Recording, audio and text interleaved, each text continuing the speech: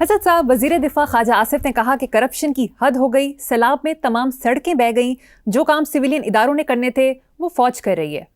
یار یہ سڑکیں بہہ گئیں، یہاں رہ کیا گیا ہے؟ سب کچھ بہہ گیا ہے، انسان بہہ گئے ہیں۔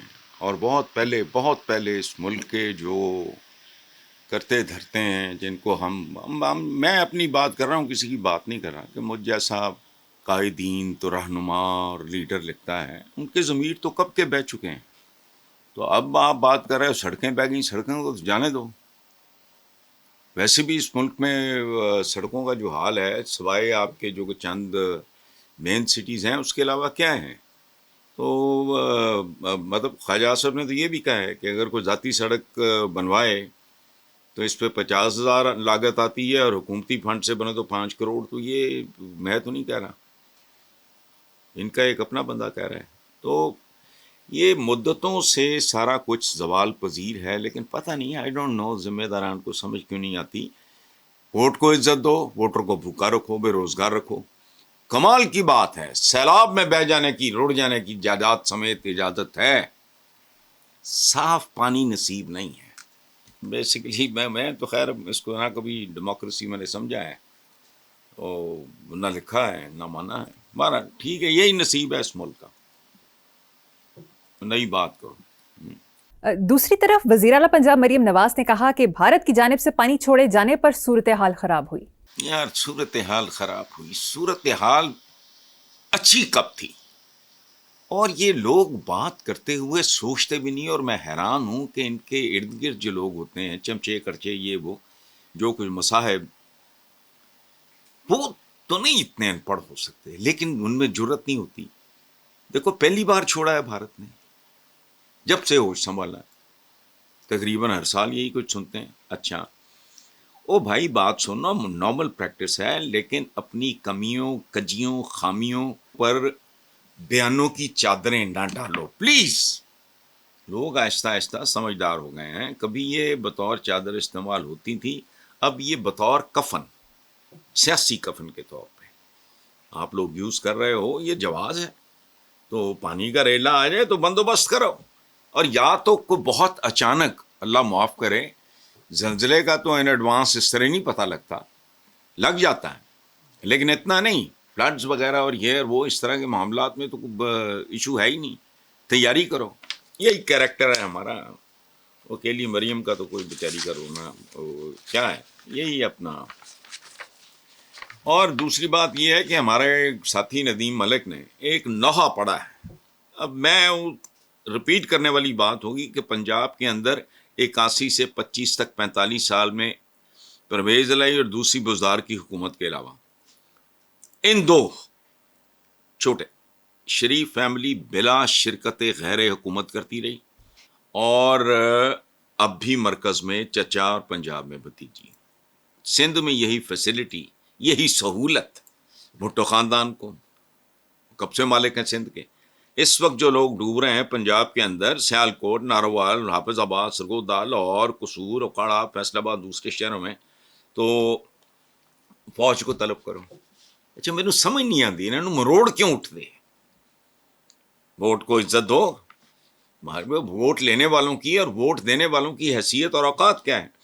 2.5-3 کروڑ یہ وہ بندہ بنیادی طور پہ ندیم ملک بہت ایک سافٹ سپوکن، بہت دھیرے مزاج کا ایک آدمی، وہ بندہ اتنی لمبی کہانی ہے، اتنا لمبا ماتم ہے کہ آپ کا پروگرام ختم ہو جائے۔ چلیں بالکل ٹھیک ہے حسن صاحب، آگے چلتے ہیں۔ میڈیا رپورٹس کے مطابق پنجاب حکومت نے دورہ جاپان کے لیے 16 کروڑ روپے مختص کیے۔ یہ رقم لگژری ہوٹلز، ٹرانسپورٹ اور تحائف کے لیے استعمال کی گئی۔ دورہ جاپان میں مبینہ طور پر 30 لوگوں کا وفد لے جانے کا انکشاف ہوا ہے۔ فیملی اور دوستوں کے بچوں کے علاوہ ذاتی نوکرانیاں بھی شامل۔ سوشل میڈیا پہ اس حوالے سے کافی غم و غصہ پایا گیا۔ جو سوشل میڈیا کا غم و غصہ کیا کرے گا، روز ہوتا ہے، یہ عادی ہیں، یہ مال مفت دلے برہم، مال لوٹے سرکار کا، اللہ اللہ خیر صلاح، یہ روز کی کہانی ہے۔ خدا کا واسطہ یار، اچھا مجھے تو اتنی اکتاہٹ ہونے لگ گئی ہے ایک ہی طرح کی باتیں کرتے کرتے اور ایک ہی طرح کی باتیں سنتے سنتے۔ تو اچھا ان میں سے کسی نے کہا ہے کہ وہ جو دوست رشتہ دار یہ وہ سارے تھے، ان میں سے بہت سو نے اپنے ٹکٹس خود خریدے. بندہ مجھے بتائے کہ ایئر فورس کے خصوصی طیاروں نے کب سے ٹکٹس بیچنے شروع کر دی. کچھ بھی نہیں، بات کرنے سے اچھا جھوٹ بولنے کا بھی سلیقہ نہیں. لیکن میں اب آہستہ آہستہ آہستہ آہستہ نا میرا دھیان، میں پہلے بھی کہہ چکا ہوں، آپ کے ساتھ یہ شیئر کر چکا ہوں، مجھے اب کوئی دلچسپی عوام کے ساتھ ختم ہوتی جا رہی ہے. بالکل ایسے عوام کے ساتھ ایسا ہی ہونا چاہیے. یہ وہ لوگ ہیں نا جن کے بارے میں مشہور ہے کہ جی وہ چتر مارن والے بتا دو، تو جیسے منہ ہیں ویسی چپیڑے ہیں، ان کو لگ رہی. بہت اچھی بات ہے، اللہ اس میں اور اضافہ کرے. ٹھیک ہو رہا ہے عوام کے ساتھ، دے ڈیزرو دس. یار جن کے ساتھ ہو رہا ہے اگر ان کو کوئی تکلیف نہیں، کوئی رولا نہیں، چوں چوں کر کے اپنا بیٹھ جاتے ہیں تو ٹھیک ہے، پھر بالکل ٹھیک ہے. گسی پٹی بات ہے نا کہ سگی ماں بھی بچہ جب تک وہ روتا چلاتا نہیں ہے پراپر طریقے سے، وہ نہیں دیتی. ماں کو دودھ دینا بھول جاتا ہے اپنے باقی کاموں. چھوڑو، بیکار باتیں ہیں، ایک جیسی باتیں ہیں، روز کا وہی رونا ہے. جی نیکسٹ ٹاپک.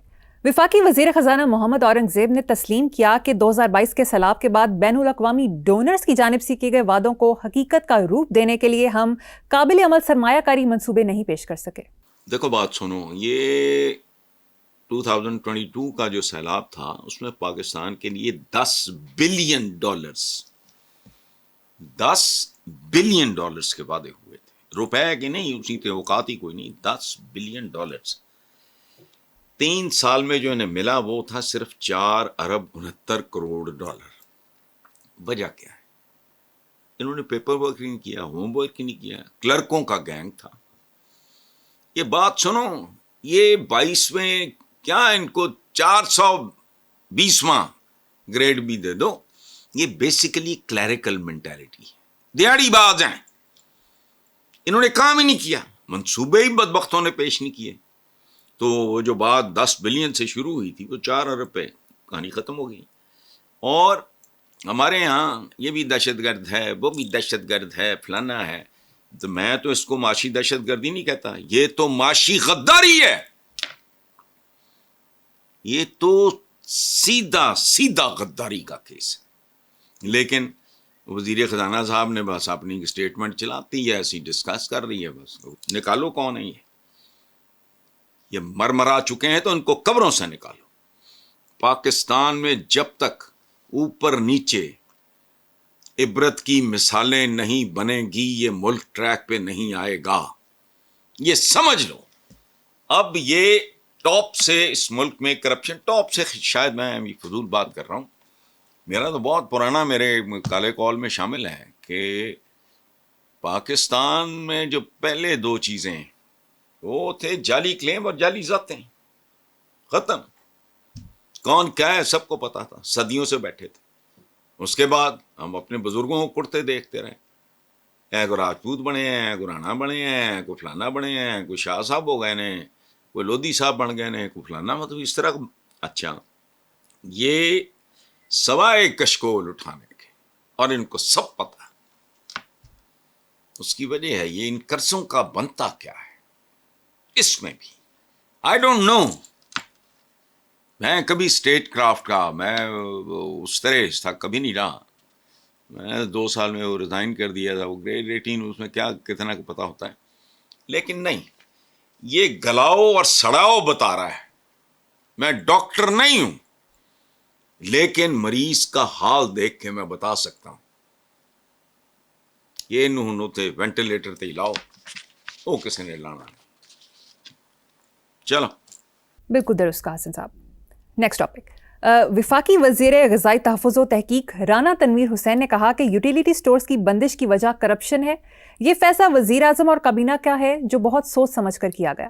بہت سوچ سمجھ لی تھی، عقل چاہیے ہے، دماغ چاہیے نے. اچھا اگر کرپشن کی وجہ سے آپ نے یوٹیلیٹی سٹورز بند کیے، مجھے کوئی دلچسپی نہیں، بند کریں، رکھیں، چلائیں، جو مرضی ہو. تو مجھے یہ بتاؤ کہ railway, steel mill, F B R, F I A, police, L D A, C D A, اچھا تو خاص طور پہ ذرا اندازہ لگاؤ اگر کرپشن کی وجہ سے بند کر رہے تو محکمہ اینٹائی کرپشن جو ہے تم نے کیوں رکھا ہوا ہے، اس کو بھی بند کرو. یعنی محکمہ ہر ایک موجود ہے. ہم نے دنیا کو بیوقوف بنایا ہوا ہے. جمہوری سیاسی نظام بھی ہے، ایک انتظامی نظام بھی ہے، اندر وہ کھ نہیں نکلتا. اور بات سنو، یہ غریب آدمی نہیں، جو بالکل سفید پوش آدمی ہوتا ہے، غربت کی لکیر سے 2-4-6 انچ اوپر، ان کی دنیا ہے یہ یوٹیلیٹی سٹور. متمول آدمی کا تو وہ اور یہ ہوتے بھی نہیں. ہمارے تو میں نے تو مدت ہوئی یوٹیلیٹی سٹور دیکھا ہی نہیں ہے، پتہ نہیں کہاں ہوتے ہیں.